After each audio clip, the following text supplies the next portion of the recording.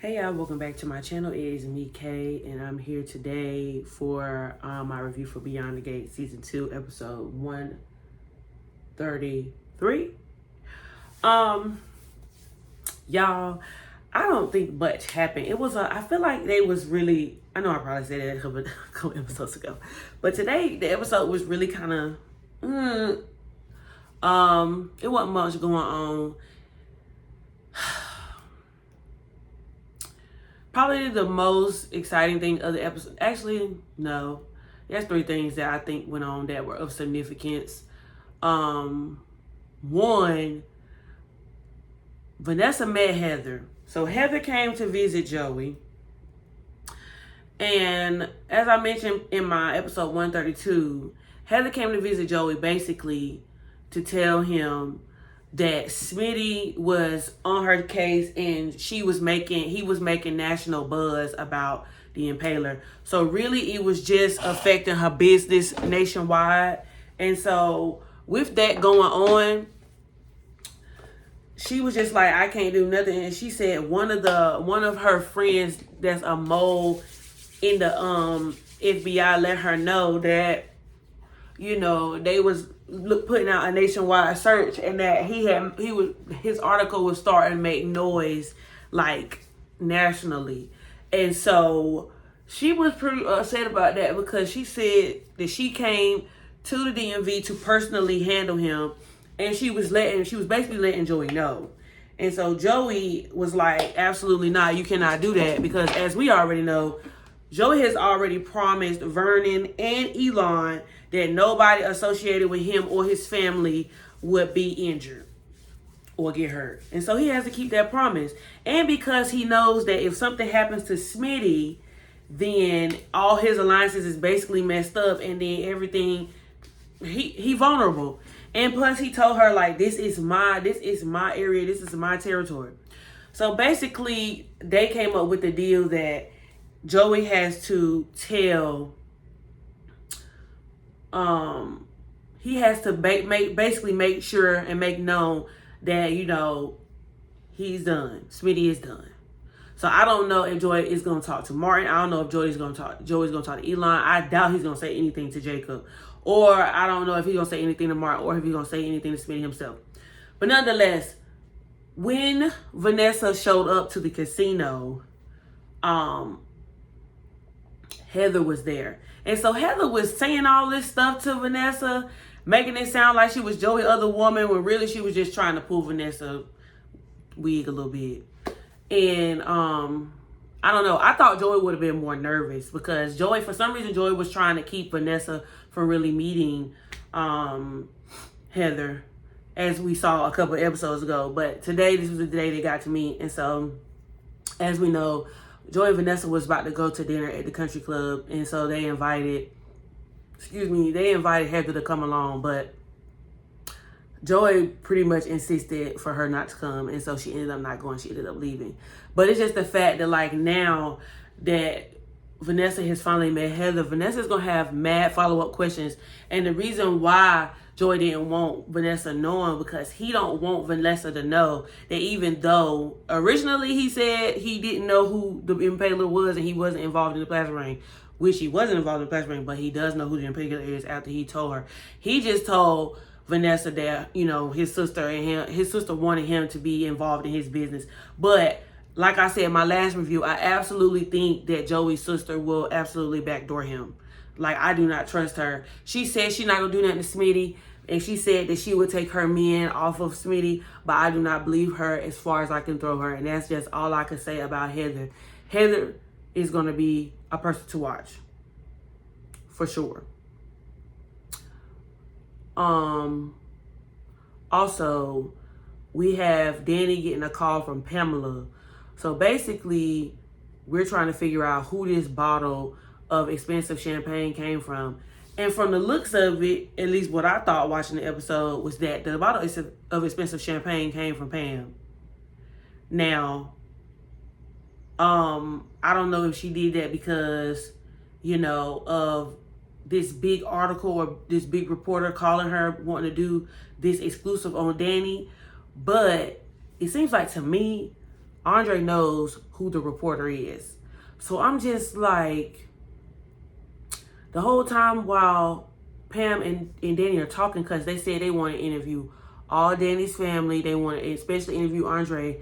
And you know, Andre has this thing with being interviewed, photographed, anything like that.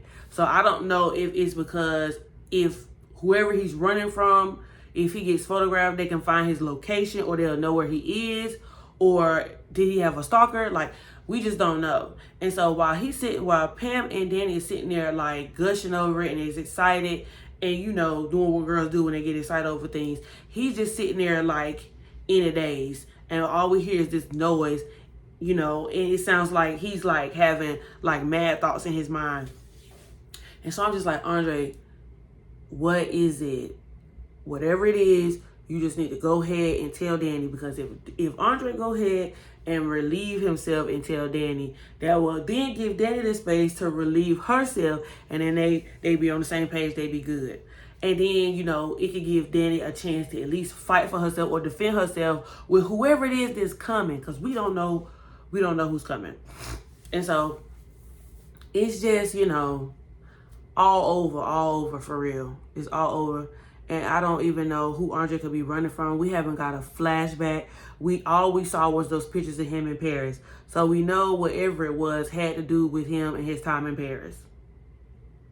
And he was comparing notes at the beginning of the episode, comparing a bottle to a design. And see, now he's starting to lie. You know, he got a lie. He's starting to lie and have multiple lies to cover up his lie, just like Dani was starting to have lies. And so I'm just like, ooh, they really trying to drive this wedge in between Dani and Andre, or they trying to make it seem like neither one of them, you know, is as committed to the relationship as they say they are. Dani, on the other hand, after she had her whole talk with Vanessa last episode, because she was freaking out about where Andre was and him lying, you know, she's like, and I almost ruined it. You know, they starting to make her say lines along the lines of like, I always loved him. Here I am finna ruin my marriage. You know, he's the best thing that ever happened to me. I'm just like, oh my God.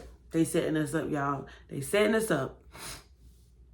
And then, also, there was this whole thing with Ted and Nicole. I don't know what's going on with Ted and Nicole, but it's giving both of them want each other back to me. I don't know. That's just what I feel like. Because Nicole comes into Ted's office and basically congratulates Ted on him telling Shanice he loved her. And I'm just like, Nicole says that it did make her feel away, but Nicole is moving in all the ways in which it clearly states that she feels a way about it. And she's been so busy trying to get up under another man that she hasn't taken time to truly assess the way she feels. And do I think Ted may love Shanice? Yes, but I don't think Ted is in love with Shanice. I think Ted is still in love with Nicole. And I think that Ted is going to end up breaking Shanice's heart, just like I feel like Nicole is going to end up breaking Kyle's heart. And so then after they exchanged the whole congratulatory, you know, remarks, he was just like, well, I heard you still, you know, doing between men, but it looks like that you have subconsciously chosen who it is you want. And I've been saying this for episodes. I was just like, we ain't seen Carlton. And Ted just basically lets Nicole know that, look, you been with Kyle. You and Kyle are spending the night at each other's house. Kat says you really like him. You got a key to his place. You got a key to your place. It's looking like he's going to family functions now. And so it's looking like you subconsciously, you know, chose Kyle. And she was just like, well, Ted, you need to stay in your boundaries. And I'm just like, first of all, stay in his boundaries. Girl, you're the one who came in his office and opened the door for all of this by telling him that you was proud of him or you happy for him. And then she did sneak in there that no man knows me, you know, better than you do, or no man knows me like you do. And I was like, here we freaking go. So here we go. We're about to go on this whole road of Nicole figuring out that she still wants Ted. Because the only thing is, I think, like Kyle said a couple episodes ago, the only reason why she hasn't committed or made something shake with either one of the men is because I think she was still holding out on Ted, waiting on Ted to eventually come around subconsciously. And I do believe that. And I don't believe that him and Ted and Shanice will last, because Shanice, to me, is too insecure around certain topics. Like, you know what I mean? And then it's Nicole always going up to Shanice for me, telling her, well, I'm happy for you and Ted or whatever. Like Shanice needs your approval. Like, we all know that y'all all work at the hospital and it's getting weird and it's dang near becoming the vortex of Garland Memorial. But that's neither here nor there. Like, girl, just, if you want that man, say you want that man. That's it, that's all. In other news, the other things that happened that to me was minuscule was Martin and Smitty running into Anastasia at the club. And I was just like, why is Anastasia here? Anastasia don't do nothing but ruffle feathers every time she on camera. She don't never have nothing good to say. She's so snooty patooty. You can't say nothing to her. I mean, it's a wonder if she ever saw you with her nose always in the air. You know what I'm saying? So either way, Martin ended up fussing Anastasia out because Anastasia was running her mouth too much. And something she said triggered him. And he started hearing like flashbacks of like what happened between him and Kenny's brother, and how he messed up Kenny's brother's face so bad that his daddy had to go back and fix it the same way during the tornado. I think Anastasia had something happen. She had a cutter or a mark or something on her face. She said it didn't scar her daddy. I mean, Martin's daddy helped her, you know, get her face together, because as we know, he's a plastic surgeon or whatever like that. And so then he kind of fussed her out, and then, you know, he came back to life, you know. I mean, he came back to reality.